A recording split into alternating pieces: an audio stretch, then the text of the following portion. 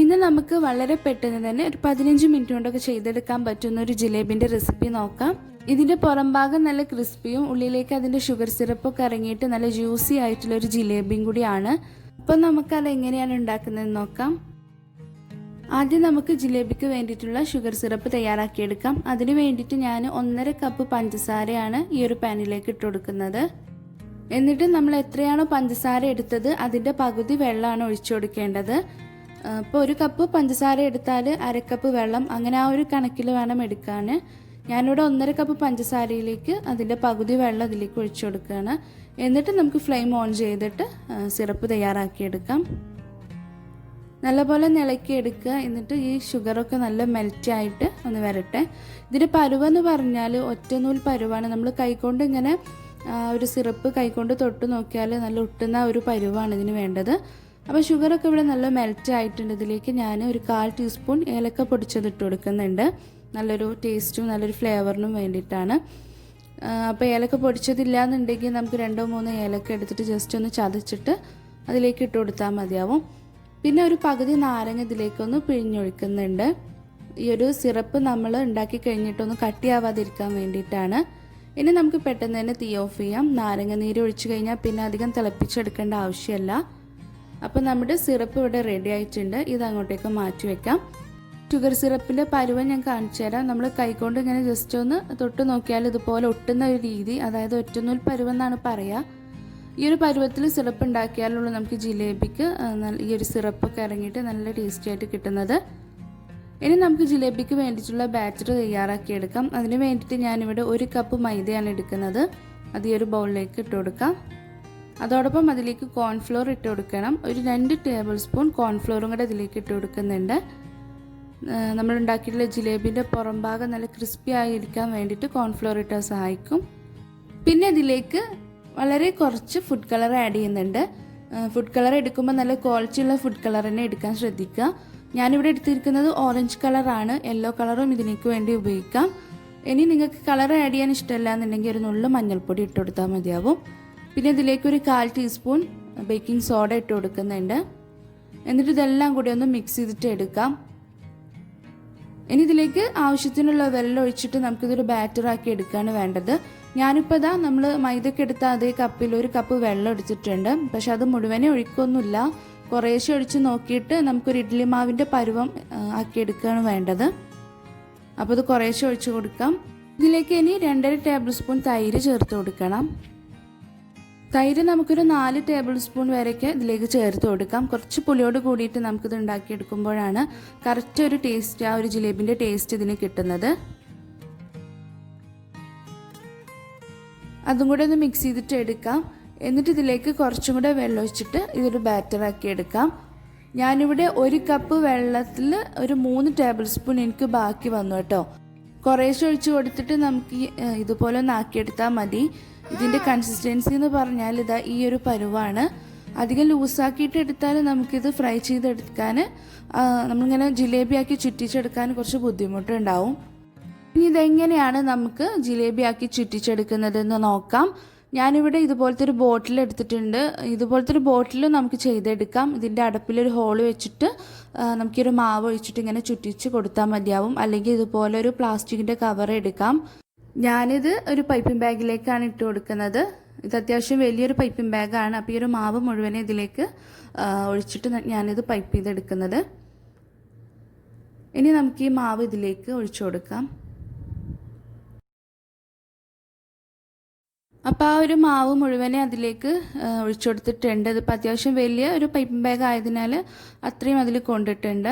ഇനി ഇതിൻ്റെ ലാസ്റ്റത്തെ ഈ ഒരു അറ്റം ഭാഗം നമുക്കൊന്ന് കെട്ടിയെടുക്കുക, അല്ലെങ്കിൽ റബ്ബർ വെച്ചിട്ടൊന്ന് കെട്ടിയെടുക്കുകയോ ചെയ്യാം. നമുക്കിത് ചുറ്റിച്ചെടുക്കുന്ന സമയത്ത് പുറത്തേക്ക് മാവ് പോവാതിരിക്കാൻ വേണ്ടിയിട്ട്. ഇനി ഇതിൻ്റെ അറ്റം നമുക്ക് കട്ട് ചെയ്തിട്ട് ഫ്രൈ ചെയ്തെടുക്കുക എന്നുള്ളതാണ്. ഇനി ഇത് ഫ്രൈ ചെയ്തെടുക്കാൻ ആവശ്യമായിട്ടുള്ള ഓയിൽ ഞാനൊരു പാനിലേക്ക് ഒഴിച്ചു കൊടുത്തിട്ടുണ്ട്. അതിലേക്ക് 2 ടേബിൾ സ്പൂൺ അളവിൽ നെയ്യും കൂടെ ചേർക്കുന്നുണ്ട്.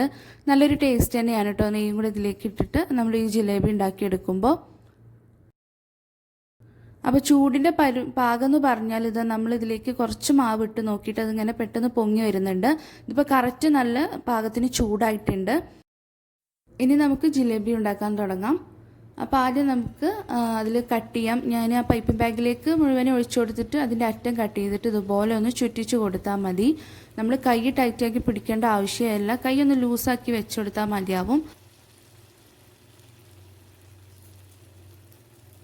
ഇതിൽ മുഴുവനായിട്ട് ഇങ്ങനെ തിക്കിയിട്ട് ഇങ്ങനെ പൈപ്പ് ചെയ്ത് കൊടുക്കേണ്ട ആവശ്യമില്ല. കുറേശ്ശെ നമുക്ക് ഇതുപോലെ ജിലേബി ഉണ്ടാക്കിയെടുത്താൽ മതിയാവും.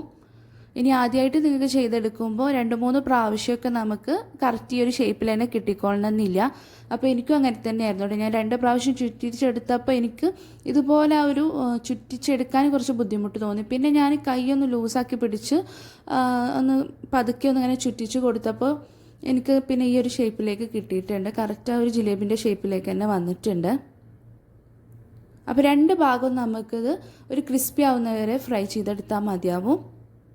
അപ്പോൾ തിരിച്ചു മറിച്ചിട്ടിട്ട് ഇത് ഫ്രൈ ചെയ്തെടുക്കുകയാണ് വേണ്ടത്. തീ എപ്പോഴും മീഡിയം ഫ്ലെയിമിലേക്ക് തന്നെ ആക്കി വെക്കണം. അപ്പോൾ ഇതിപ്പോൾ കറക്റ്റ് നല്ല ക്രിസ്പിയായി വന്നിട്ടുണ്ട്. ഇനി ഇത് നമുക്ക് എണ്ണയിൽ നിന്ന് കോരിയിട്ട് ആ ഒരു ചൂടോട് കൂടി തന്നെ ഷുഗർ സിറപ്പിലേക്ക് ഇട്ട് വെക്കാം. ഷുഗർ സിറപ്പിൽ അല്പം ചൂടായാലും മതിയാവും, അങ്ങനെ ഓവറായിട്ട് ചൂട് വേണമെന്നില്ല. പക്ഷെ നമ്മൾ ഫ്രൈ ചെയ്തെടുത്തിട്ടുള്ള ഈ ജിലേബി ആ എണ്ണയിൽ നിന്ന് കോരിയെടുത്ത ഉടനെ തന്നെ ഈ ഒരു സിറപ്പിലേക്ക് ഇട്ട് വെക്കണം എന്നുള്ളത് നിർബന്ധമാണ്. കാരണം എങ്കിലേ ഉള്ളൂ നമുക്ക് ഈ ഒരു ജിലേബിക്കകത്ത് സിറപ്പൊക്കെ കയറിയിട്ട് ഉള്ളിൽ നല്ല ജ്യൂസി ആയിട്ട് നല്ല അടിപൊളിയായിട്ട് നമുക്ക് ഈ ഒരു ജിലേബി കിട്ടുന്നത് കേട്ടോ. അപ്പോൾ ആ ജിലേബിക്ക് നല്ല ചൂട് വേണം ഇട്ട് കൊടുക്കുമ്പോൾ, അത്രമാത്രം ശ്രദ്ധിച്ചാൽ മതി. അപ്പോൾ അതൊരു മിനിറ്റ്, ഒരു 30 സെക്കൻഡോ അല്ലെങ്കിൽ 1 മിനിറ്റ് വരെയൊക്കെ നമുക്ക് ആ ഒരു സിറപ്പിനകത്ത് കിടക്കട്ടെ. അപ്പോൾ ബാക്കിയുള്ളതും ഇതുപോലെ നമുക്ക് പതുക്കെ അങ്ങനെ ചുറ്റിച്ചിട്ട് ജിലേബി ആക്കി എടുക്കാം. ആദ്യമായിട്ട് ഈ ഒരു ജിലേബി ചുറ്റിച്ചെടുക്കുമ്പോൾ ചിലപ്പോൾ കറക്റ്റ് ആ ഒരു ഷേപ്പിൽ തന്നെ കിട്ടിക്കൊള്ളണമെന്നില്ല. അപ്പോൾ അത് പ്രശ്നമാക്കേണ്ട കാര്യമല്ല. ഇനി ഇത് നമ്മൾ ഫ്രൈ ചെയ്തെടുക്കുന്നതിന് മുമ്പ് നേരത്തെ നമ്മൾ 1 മിനിറ്റ് ഈ സിറപ്പിലിട്ട് വെച്ച ഈ ഒരു ജിലേബി പുറത്തേക്ക് എടുക്കണം. ഇതിപ്പോൾ സിറപ്പൊക്കെ ആ ഒരു ജിലേബിക്കകത്തേക്ക് നല്ലതായിട്ടുണ്ട്. ഇനി നമുക്ക് ഈ സിറപ്പിൽ നിന്ന് എടുത്തിട്ട് ഒരു പ്ലേറ്റിലേക്ക് മാറ്റാം. അപ്പോൾ ഇതും 2 ഭാഗവും നല്ല ക്രിസ്പി ആയിട്ടുണ്ട്. ഇതും നമുക്കിതുപോലെ ഈ ഒരു സിറപ്പിലേക്ക് ഇട്ട് കൊടുക്കാം. ശ്രദ്ധിക്കേണ്ട കാര്യം എന്ന് പറഞ്ഞാൽ എണ്ണയിൽ നിന്ന് കോരിയെടുത്ത ഉടനെ തന്നെ ഈ സിറപ്പിലേക്ക് ഇട്ട് വെക്കുക എന്നുള്ളതാണ്. അപ്പോൾ ഇതുപോലെ എല്ലാം നമുക്ക് ചുറ്റിച്ചെടുത്തിട്ട് അങ്ങനെ ജിലേബി ആക്കി എടുക്കാം.